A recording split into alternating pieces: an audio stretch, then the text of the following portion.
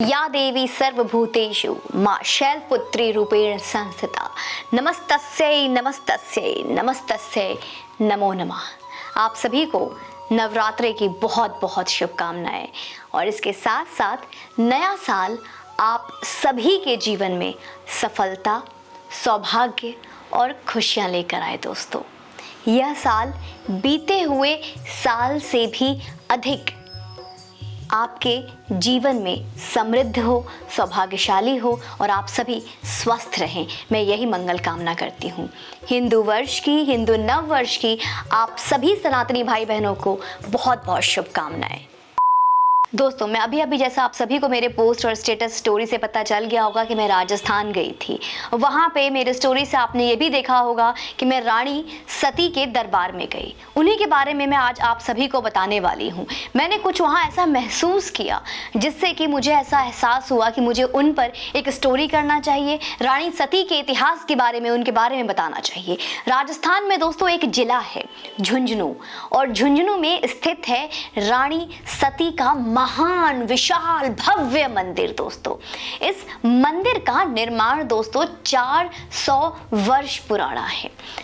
क्या भव्य मंदिर है दोस्तों, आप जरूर जाकर देखिए, जरूर जाइए, वहां जरूर मिलिए, वहां देखिए हर चीजों को। अनुपम कलाकृति और बेजोड़ चित्रकारी ऐसी है मानो स्वयं हमारे ब्रह्मा जी ने अपने गण भेजा हो इसके निर्माण के लिए। यकीन नहीं होता कि वो एक मंदिर है, एक प्रचंड विशाल दरबार है। प्रधान मंदिर में रानी सती की एक बड़ी फोटो लगी है और पूरे मंदिर का निर्माण मकराना के बेशकीमती मार्बल से हुआ है। दोस्तों, मैं यह तस्वीर भी आपको साझा कर रही हूँ जो मैंने वहां पे खुद अपने मोबाइल से क्लिक किया। इसे नैनाभिराम बनाता है। भादों की अमावस्या के दिन यह मंदिर दादी रानी सती के भक्तों से पूरा भर जाता है। वहां पे काफी भीड़ होती है, वहां पे काफी लोगों का भीड़ उमड़ता है वहां पे। दोस्तों, अगर मैं इनके बारे में बताऊं तो मारवाड़ी लोग मानते हैं कि दादी रानी सती माँ दुर्गा का अवतार है। माँ दुर्गा, माँ भगवती के अवतार है। मारवाड़ी परिवार अपने घरों में रानी सती की पूजा करते हैं, उनकी तस्वीर लगाते हैं। पर आखिर कौन थी ये दादी रानी सती और क्यों करते हैं लोग माँ रानी सती की आराधना? क्यों अपने घर में देवी दुर्गा की जगह दी जाती है रानी सती को? क्यों कही जाती है ये माँ दुर्गा का अवतार? ऐसे सभी प्रश्नों के उत्तर आज मैं आपको इस वीडियो में दूंगी। तो वीडियो बहुत ही जानकारी से ओतप्रोत भरपूर होने वाला है। वीडियो को अभी लाइक और शेयर कर दी। दोस्तों, रानी सती का जन्म हरियाणा के प्राचीन राजधानी महम में नगर सेठ घुड़समाल जी गोयल के घर हुआ। रानी सती का वास्तविक नाम आरंभ में नारायणी ही था। इनके पिता घुड़समल जी गोयल का सम्मान दिल्ली के बादशाह, दिल्ली के सल्तनत भी करते थे। धन, ऐश्वर्य, वैभव से परिपूर्ण नारायणी बचपन से ही धार्मिक थी, लेकिन इसके साथ ही उन्होंने शस्त्र, शिक्षा, घुड़सवारी में भी प्रवीणता हासिल की थी। बचपन से ही उनको इन सब का बड़ा शौक था। दोस्तों, उनकी निशानेबाजी की अगर मैं बताऊं आपको तो उनकी निशानेबाजी में प्रवीणता का एक स्तर था और उनके जैसा पूरे उत्तर भारत में कोई दूसरा निशानची नहीं था। इनके बचपन की कई चमत्कार की कहानियां भी हैं।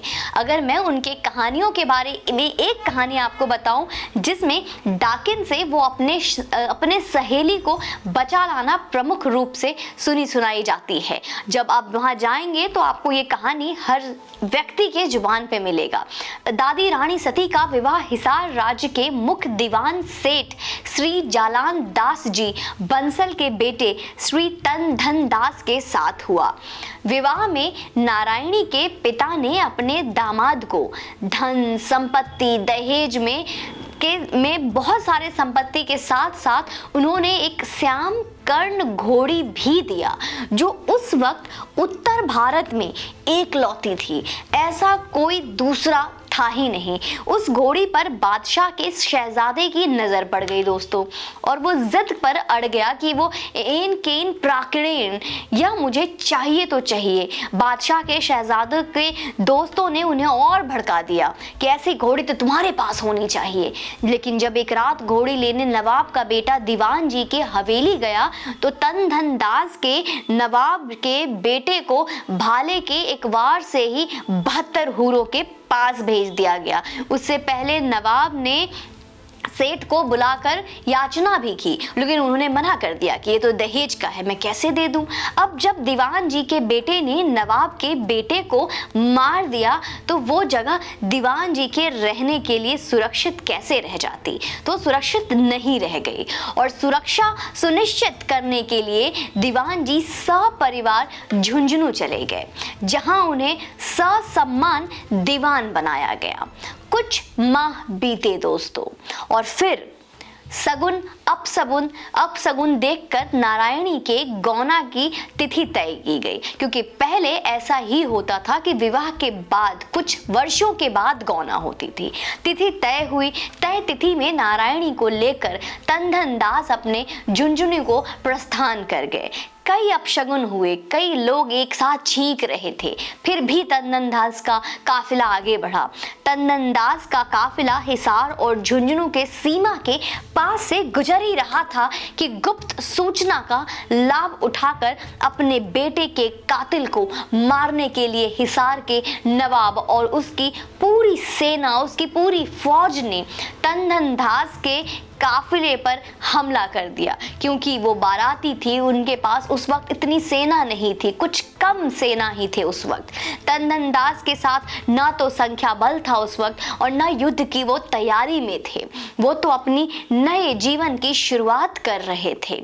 लेकिन वहां पे फिर भी उन्होंने वीरता के साथ हिसारी फौज से, नवाबों के फौज से युद्ध किया।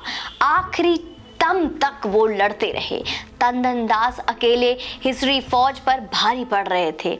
लेकिन तभी दोस्तों धोखे से एक हिजारी सिपह सालार ने तनधन दास पर पीछे से हमला बोल दिया, और जैसे ही हमला किया, यह प्राणघातक हमला था। यह प्राणघातक हमला तनधन दास के लिए बहुत भारी पड़ा। पर्दे के पीछे रथ पर सवार रानी जी को कहाँ मालूम था कि उनका सुहाग शव में बदल चुका है। वो तो दुल्हन बनी बैठी थी, लेकिन उन्हें कुछ पता ही नहीं कि बाहर हो क्या रहा है। हो हल्ला को सुनने देखने के लिए जब रानी जी ने अपना पर्दा हटाया तो तनधन दास का शव धड़ से अलग देखा। देखकर एक पल को निश्वास हो गई, और अगले ही पल तनधन दास के पास पड़े तलवार को हाथ में लेके वो रणचंडी बन नवाबी फौज पर कूद पड़ी। कल्पना कीजिए, एक वधू, एक दुल्हन, लेकिन वो पल भर में ही रणचंडी बन गई। पल भर लगा और नवाबी फौजे कटे गाजर मूलिया की तरह जमीन पर निस्तेज होकर गिर पड़े। जब सब निस्तेज हो गए तो नारायणी के आपके सेवक को आदेश दिया, पूछा यहाँ कोई है? तभी एक सेवक आया। उन्होंने आदेश दिया कि यहाँ पे यहीं इसी वक्त चिता बनाओ, मैं सती होंगी। सेवक ने एक बार रानी से निवेदन किया कि आप हमारे साथ झुंझुनू चले, लेकिन रणचंडी के ज्वलित आंखों में दोस्तों देखने का साहस न कर पाने के कारण तुरंत सामने पड़ी लकड़ियां चुनकर उसी वक्त उसने चिता का निर्माण किया, जिसमें रानी अपने पति तनधन दास का शव लिए एक साथ वहीं बैठ गई। चिता धूं धूं करके जलने लगी, और जलती चिता देख और आवाजें सुनते हुए गांव वाले चितापट, नारियल, चावल चढ़ाने लगे, वहीं पे हाहाकार हो गया, जय जयकार होने लगा, माँ शेरावाली, माँ चंडी का जय जयकार होने लगा। लोगों का कहना है दोस्तों, जिन्होंने वहां पे देखा वो बताते हैं कि उस चिता के आदेश से ही सेवक ने चिता के भस्म की पोटली बनाकर एक घोड़े पर सवार हुआ, क्योंकि ऐसा रानी सती का आदेश था। उनका आदेश था कि घोड़ा जहां जाकर रुके वहीं चौतरा बनाकर भस्मी को स्थापित कर दिया जाए, और इस तरह से वो घोड़ा वहां से आगे बढ़ा। हमारा इतिहास ऐसे स्वर्णिम अक्षरों से लिखा गया है जहां वीरता की ये कहानियां जीवंत थी, लेकिन इतिहास को गप कहकर झुठलाने वाले लोग इसका महत्व क्या जाने। दोस्तों, बताया जाता है कि यह वो घोड़ा सेवक के साथ आगे बढ़ा। घोड़े को जहां पे रुकना था, एक जगह जाके वो रुक गया। उस सेवक ने बहुत कोशिश की कि घोड़ा वहां से आगे बढ़े, बहुत विनती की, बहुत आग्रह की, पर घोड़ा एक जगह पे जाकर वहीं रुक गया। बताया जाता है कि जहां पे घोड़ा रुका वहीं पे चबूतरे पर आज जो मंदिर का भव्य निर्माण देख रहे हैं, वो वही चबूतरे पे आज वहां पे बना है।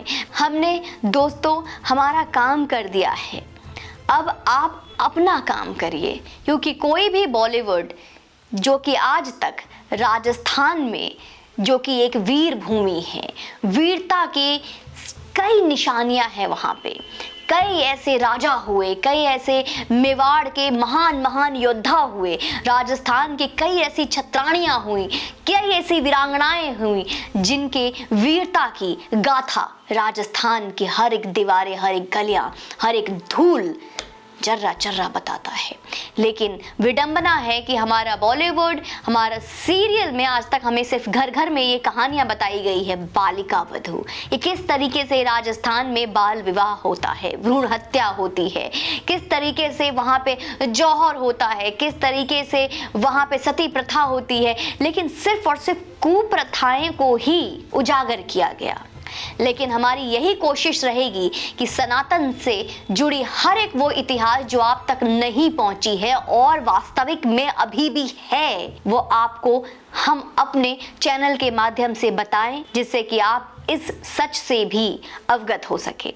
तो वीडियो आपको ज्ञानवर्धक लगा हो तो आप लोग इसको अवश्य शेयर करें, लाइक का बटन दबाएं और खुद जाकर रानी देवी माँ सती का दर्शन करें। बाकी यूं चैनल पे बने रहें, अपना प्यार देते रहें। एक बार फिर से हिंदू नववर्ष की आप सबको बहुत बहुत शुभकामनाएं। जय माता दी, जय हिंद, वंदे मातरम।